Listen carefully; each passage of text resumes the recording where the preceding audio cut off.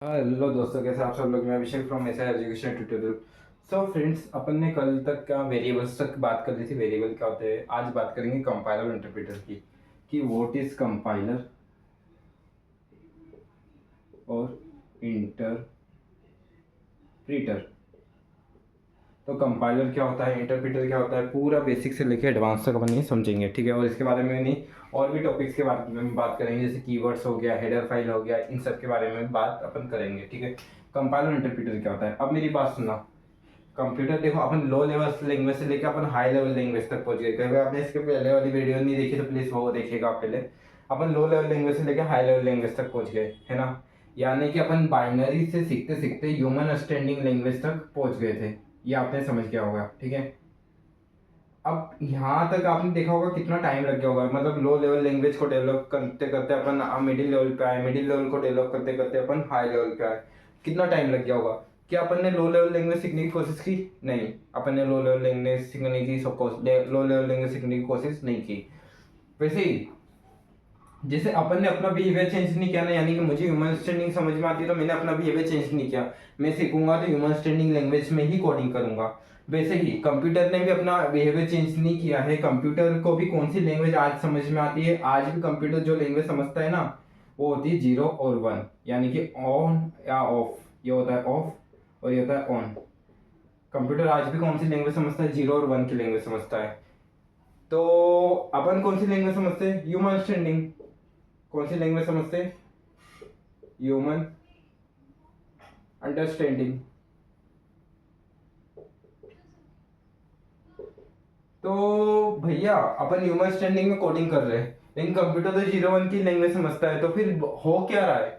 ऐसा क्या हो रहा है कि कंप्यूटर को जो इनपुट, मतलब मैंने जो इनपुट दिया है वो कंप्यूटर तक 0 1 के फॉर्म में जा रहा है, और कंप्यूटर जो आउटपुट दे रहा है 0 1 के फॉर्म में, वो मुझ तक कैसे आ रहा है? ह्यूमन अंडरस्टैंडिंग के फॉर्म में आ रहा है। ऐसा क्या आता है? तो यहाँ पर रहता है एक मीडिएटर। क्या रहता है? मीडिएटर। मीडिएटर क्या काम करता है? मेरी बात सुना, यहाँ पर होता है एक मीडिएटर जिसका नाम है कंपाइलर और इंटरप्रेटर। अब क्या काम होता है? ह्यूमन जो इनपुट देता है उसे अपन सोर्स कोड कहते हैं। जैसे कि मैंने कुछ भी इनपुट दिया, उसको क्या बोलूंगा मैं? सोर्स कोड बोलूंगा। क्या बोलूंगा? Source code. मैंने इनपुट दिया, किस में दूंगा? ह्यूमन स्टैंडिंग में इनपुट दूंगा। कौन सी लैंग्वेज में दूंगा? ह्यूमन स्टैंडिंग में इनपुट दूंगा। अरे हाँ कि ना? ठीक है। जो इनपुट मैंने दिया, कंपाइलर इंटरप्रेटर उसे क्या करेंगे? 0 1 की फॉर्म में कन्वर्ट कर देंगे। किस में कर देंगे? 0 1 की फॉर्म में कन्वर्ट कर देंगे। कंप्यूटर को 0 1 की फॉर्म में इनपुट मिलेगा तो कंप्यूटर सोचेगा कि यार इसने तो मेरी लैंग्वेज में मुझे इनपुट दिया है।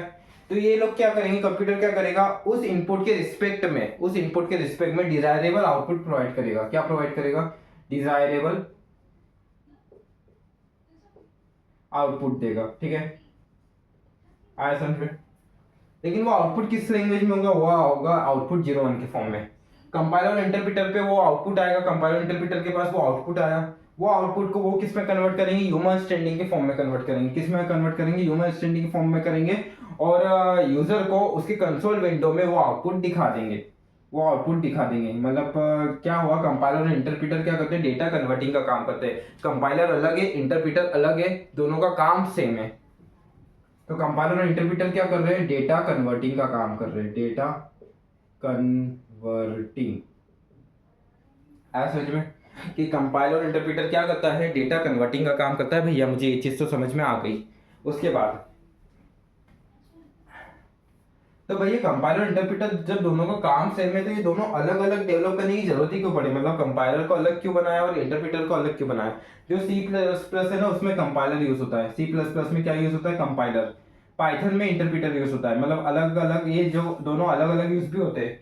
जावा में कंपाइलर और इंटरप्रेटर दोनों यूज होता है। मेरी बात सुनना, इन दोनों में एक मेजर डिफरेंस है। कौन सा डिफरेंस है? समझते हैं।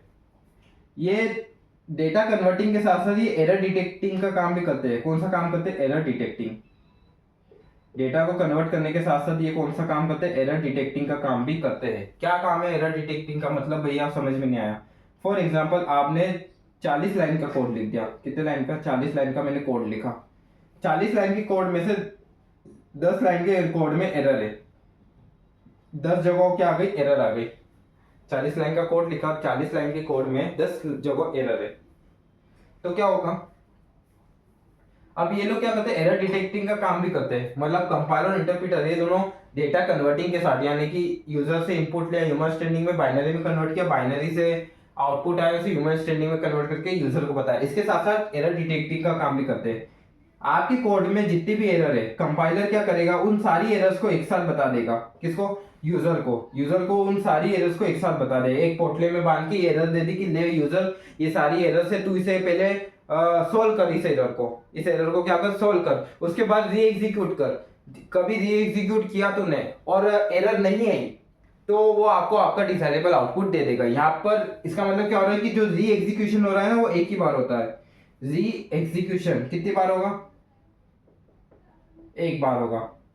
बट इंटरप्रीटर क्या करता है कि 10 जगह एरर है ना, तो interpreter line by line error detect करता है। कैसे करता है? Line by line error detect करता है। मतलब फॉर एग्जांपल कि 10 जगह एरर है, पहले वो लाइन नंबर 1 की एरर देगा और बोलेगा इसको सोल्व कर, फिर वापस से री एग्जीक्यूट कर।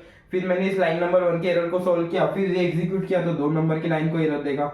ऐसे करते करते वो 10 बार एरर देगा। कभी 10 बार एरर है तो 100 बार एरर है तो 100 बार देगा।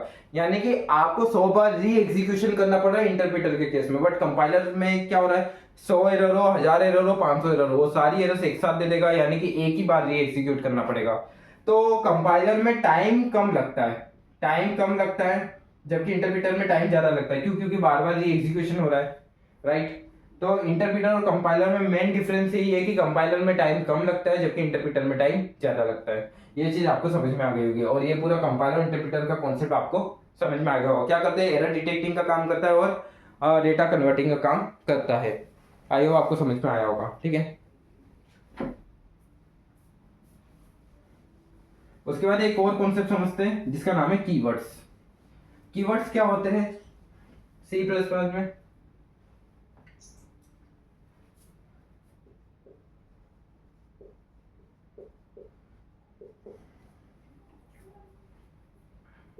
It is a reserved words was meaning already defined in C++ language. Keywords क्या होते हैं? एक रिजर्व वर्ड्स होते हैं जिसका मीनिंग पहले से डिफाइन किया गया रहता है आपकी C++ लैंग्वेज में। सर कीवर्ड्स का मतलब समझ में नहीं आया, क्या रिजर्व वर्ड्स? आप थोड़ा एक्सप्लेन करो ना। फॉर एग्जांपल कि मैं एक रियल वर्ल्ड एग्जांपल लूं तो टीचर क्या है? एक कीवर्ड है। मतलब क्या हुआ? देखो आपने टीचर का नाम लिया कि ये मैडम है मेरी, इसका मतलब क्या हुआ कि ये आपको पढ़ाती होगी। नॉर्मल सी बात है। अब कल को किसी की औलाद पैदा होगी तो उसको अपन डॉक्टर नाम तो दे नहीं देंगे, है ना, कि नहीं यार मेरे को मेरे बच्चे को डॉक्टर बनाना है तो मैं इसका अभी से नाम डॉक्टर रख देता हूँ। ऐसा बोलोगे क्या आप? नहीं बोलोगे। क्यों? क्योंकि लोगों ने आपको पागल समझेंगे। क्योंकि डॉक्टर का नाम तो पहले से फिक्स्ड है कि डॉक्टर का नाम क्या फिक्स्ड है कि डॉक्टर है यानी इलाज करता है। इंजीनियर है यानी कि किसी चीज का मैकेनिकल इंजीनियर हुआ तो गाड़ी सही करता होगा, सिविल इंजीनियर हुआ तो रोड बनाता होगा, मकान बनाता होगा। ऐसे सबके नाम फिक्स्ड रहते हैं। जैसे टीचर हुआ तो पढ़ाती होगी, एचओडी हुआ तो मैनेजमेंट संभालता होगा, प्रोफेसर कॉलेज में पढ़ाता होगा। तो ये सारे क्या है? कीवर्ड्स है। ये क्या है? कीवर्ड्स है। वैसे C++ में भी कुछ कीवर्ड्स होते हैं। फॉर एग्जाम्पल कि इफ कीवर्ड हो गया, इफ हो गया, एल्स हो गया, ये सारे कीवर्ड्स है जिसका मीनिंग पहले से डिफाइन किया गया है, जिसका मीनिंग क्या पहले से डिफाइंड है। और इन कीवर्ड्स को आप मतलब इसका मीनिंग पहले से डिफाइंड है कि इनका कुछ ना कुछ काम फिक्स है। जैसे टीचर का काम क्या होता है? पढ़ाना। प्रोफेसर का काम क्या होता है? कॉलेज में पढ़ाना। डॉक्टर का काम क्या होता है? इलाज करना। वैसे इनका काम भी फिक्स किया गया है, ठीक है। तो C++ में क्या होते हैं? कीवर्ड्स होते हैं जिनका मीनिंग पहले से डिफाइंड होता है C++ की कंपाइलर में, ठीक है, या C++ की लाइब्रेरी में, ठीक है। अब इन सी कीवर्ड्स को आप वेरिएबल नेम, फंक्शन नेम और मेथड नेम की तरह यूज नहीं कर सकते, मतलब क्लास नेम की तरह यूज नहीं कर सकते। These keywords are not used as function name, class name, class name and variable name, ठीक है। मतलब आप वेरिएबल का नाम, फंक्शन का नाम या क्लास के नेम की तरह इनको यूज नहीं कर सकते। आई होप आपको ये चीज समझ में आ गई होगी, ठीक है। तो ये कीवर्ड्स का कॉन्सेप्ट था। कीवर्ड्स का कॉन्सेप्ट आपको क्लियर हो गया होगा, ठीक है। अब एक लास्ट टॉपिक बात कर लेते थ्योरी सेक्शन में, एक लास्ट टॉपिक की बात कर लेते जिसका नाम है हेडर फाइल। क्या नाम है? Header file. कि भैया हेडर फाइल क्या होती है? अब सबकी अपनी एक आइडेंटिटी होती है, जैसे कि मेरी खुद की पहचान है कि मैं टीचर हूँ, ठीक है। किसी के पापा के, जैसे कि किसी के पापा का सरनेम शर्मा है, ठीक है, तो उसकी औलाद जा रही है, ठीक है, औलाद, हाँ बच्चा, तो उसकी औलाद जा रही है, तो लोगों क्या बोलेंगे, अरे ये शर्मा जी का बेटा जा रहा है। उसके नाम से तो ना बोलेंगे कि ये राहुल जा रहा है, ऐसा नहीं बोलेंगे, शर्मा जी का बेटा जा रहा है। क्यों? क्योंकि उसकी पहचान उसके बाप के नाम से है ना। वैसे C++ की पहचान जो है ना वो उसके हेडर फाइल के नाम से। C++ की पहचान किससे? हेडर फाइल से। तो उसकी हेडर फाइल क्या है भैया? तो उसकी हेडर फाइल है हैश इंक्लूड आईओ स्ट्रीम, ठीक है। तो भैया यहाँ पर अब इसके बारे में समझते, ये इसकी हेडर फाइल है, मतलब आपने C++ लिखा तो C++ में कोड करना है तो उसकी हेडर फाइल को आपको लिखना ही पड़ेगा, ठीक है। तो भैया क्या होती है बताइए। तो यहाँ पर होता है हैश का मतलब होता है प्री प्रोसेसिंग डायरेक्टिव्स। क्या होता है? Pre processing directives. इंक्लूड का मतलब होता है लिंक करना, देखो नाम से बोल रहा है लिंक। इंक्लूड, इंक्लूड नाम से बताता है लिंक करेगा, ठीक है। आई का मतलब आई स्ट्रीम और ओ स्ट्रीम, ये दोनों अलग अलग है। आई स्ट्रीम का मतलब होता है इनपुट स्ट्रीम। क्या होता है? Input stream. और ओ स्ट्रीम का मतलब होता है आउटपुट स्ट्रीम। क्या होता है? Output stream. ये इनपुट स्ट्रीम और आउटपुट स्ट्रीम एक लाइब्रेरी है। क्या है? लाइब्रेरी है जिसमें आपको C++ के प्री डिफाइंड ऑब्जेक्ट्स मिलेंगे। क्या मिलेंगे? जिसमें आपको C++ के प्री डिफाइंड ऑब्जेक्ट्स मिलते हैं। C++ के प्री डिफाइंड ऑब्जेक्ट्स मिलेंगे, ठीक है। तो समझते हैं, हैश का मतलब होता है प्री प्रोसेसिंग डायरेक्टिव्स, इंक्लूड का मतलब होता है लिंक करना। क्या होता है? लिंक करना, ठीक है, जोड़ना। यानी कि आई स्ट्रीम यानी कि इनपुट स्ट्रीम, ओ स्ट्रीम यानी आउटपुट स्ट्रीम, ये दोनों क्या एक लाइब्रेरी जिसमें आपको C++ के प्री डिफाइंड ऑब्जेक्ट्स मिलेंगे, ठीक है। वो प्री डिफाइंड ऑब्जेक्ट्स क्या? एक होता है सी आउट और एक होता है सी इन। ये दो प्री डिफाइंड ऑब्जेक्ट्स आपको मिलते हैं इस लाइब्रेरी से, ठीक है। तो ये भैया ये लिंक क्यों कर रहा है, मतलब इस प्री प्रोसेसिंग डायरेक्टिव्स को इस आईओ स्ट्रीम लाइब्रेरी से लिंक करने का काम, मतलब मकसद क्या है, इरादा क्या है? तो मेरी बात सुनना, इन लाइब्रेरी से आपको प्री डिफाइंड ऑब्जेक्ट्स मिल गए, जिस ऑब्जेक्ट्स की मदद से आप C++ की कोडिंग कर पाओगे। जिस ऑब्जेक्ट्स की मदद से आप क्या कर पाओगे? C++ की कोडिंग कर पाओगे। बट जो आप कोड लिख रहे हो उनको जो पाथ प्रोवाइड करता है, यानी कि कोड रन करने के लिए जो पाथ प्रोवाइड हो रहा है, वो पाथ प्रोवाइड करता है प्री प्रोसेसिंग डायरेक्टिव्स। कौन प्रोवाइड करता है? Pre processing directives. इसलिए मुझे प्री प्रोसेसिंग डायरेक्टिव्स को इस आईओ स्ट्रीम लाइब्रेरी से लिंक करना पड़ रहा है, और ये पूरा मिला के क्या बनता है? एक हेडर फाइल बनती है। ये पूरी क्या बन रही है? एक हेडर फाइल बन रही है। आई होप आपको ये चीज समझ में आ गई होगी, ठीक है। ये पूरा गेम आपको समझ में आ गया होगा, ठीक है। तो हेडर फाइल का मतलब समझ में आया। अब क्या बात कर लेते हैं, थोड़ा सा कोड के बारे में समझ लेते हैं। मैंने लिखा यहाँ पर हैश इंक्लूड आईओ स्ट्रीम, और मैं जो भी कोड लिखता हूँ इंट मेन के अंदर लिखता हूँ। किसके अंदर लिखता हूँ? Int main. ये इंट मेन क्या है? एक मेन फंक्शन है। ये मेन फंक्शन की ओपन बॉडी हो गई और एक क्लोज बॉडी हो गई, ठीक है। अब आपने हेडर फाइल तो इंक्लूड करा दी, बट मेन फंक्शन के ओपन बॉडी और क्लोज बॉडी के अंदर आपको कोड लिखना पड़ता है। ये फंक्शन की बॉडी है, मतलब यह आपकी कोड लिखने की बॉडी है कि यहाँ पर आपको पूरा कोड लिखना पड़ेगा। ये मेन फंक्शन के ओपन बॉडी और क्लोज बॉडी, इसके अंदर, इसके बाहर आप कोड नहीं लिख सकते। आपको कोड लिखना है तो आपको इसका, देखो मेन बोल रहा है, यानी कि मेन नाम से इंट मेन। मेन का मतलब क्या होता है? कि ये मेन एक फंक्शन है, कि इसी फंक्शन में आपको सारे कोड लिखने।